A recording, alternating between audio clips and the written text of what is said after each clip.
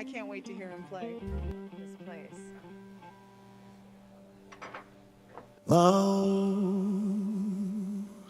Some properties are built to sit on the land, others are designed to belong to it. This property is one of those rare builds where life imitates art, inspired by nature and brought together in a design concept known as Oz Pandi. Properties like this can't be explained, they need to be felt.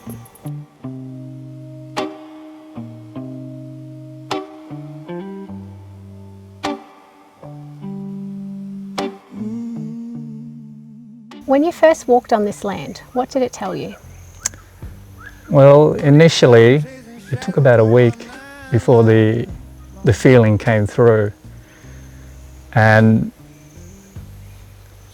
after settling all the busy noise from living in the city, coming into this place, you get the sense of seeing yourself, the person. So there's a bit of calm and peace, and that's quite important, and that's what sets it off, had set it off. Which materials are you most proud of using in this project, and why were they important to you? Well, I guess timber and rock, because they do have gravity, and the texture that's in the timber and from the raw rock. There's a bit of history in that. The wind, water, how it had affected it since time immemorial, can be seen, especially when you highlight them through the charring process of the timber. Love it. Those two are very nice.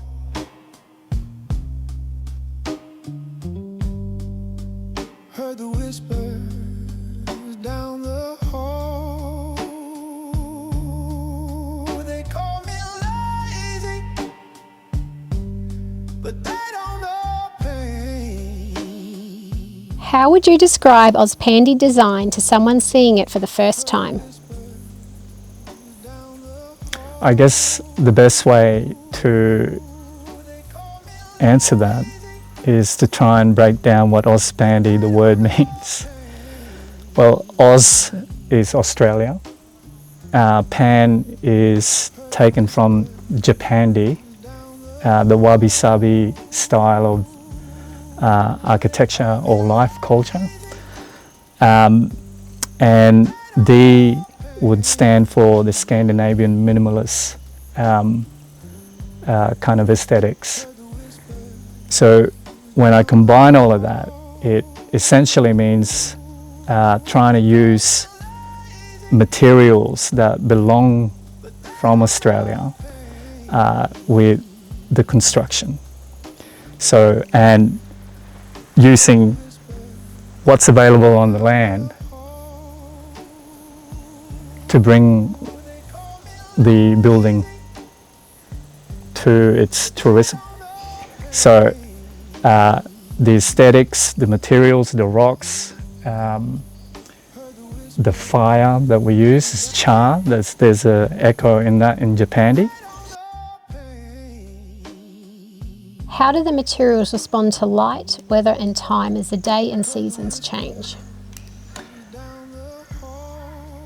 I guess the texture on them when light hits that surface, the undulations create some movement of shadows and light, and you don't get that from a flat surface or something that you buy from a shelf that's sort of smooth and polished, but because light bounces off from the undulation, it creates this movement in the room, which I like.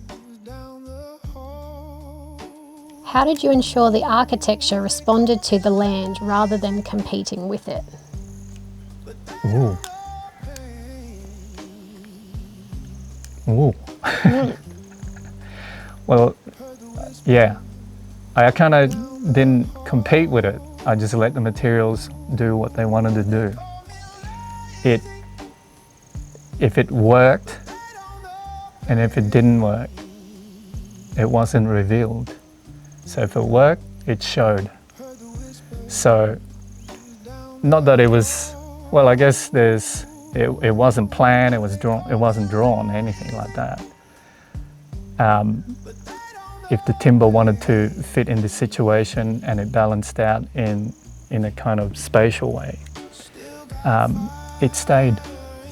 What emotions were you hoping people would feel when they experienced this space? It's hard to say, but I'm hoping that it does touch them in a deeper way. You know, something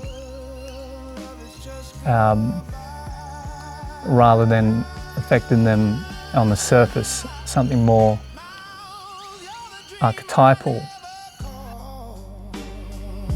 Still I chase you in my thoughts. Every chase, a story untold. But my heart, it never grows old.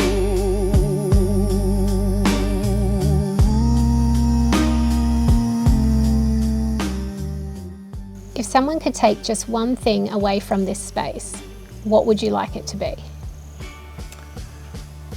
I guess I came out here to find quietness, and I did. And after a while, as the building progressed, I found calm and I stayed months more. And it's just that sense of serenity. I don't know how you expand on what peace is, but it does bring something to the body. It grounds you, and it pulls you away from the noise. I'm Kelly Weller, and it is my privilege to present to you this property where design, landscape and intention come together so seamlessly. I would personally like to invite you to come and view this property for yourself.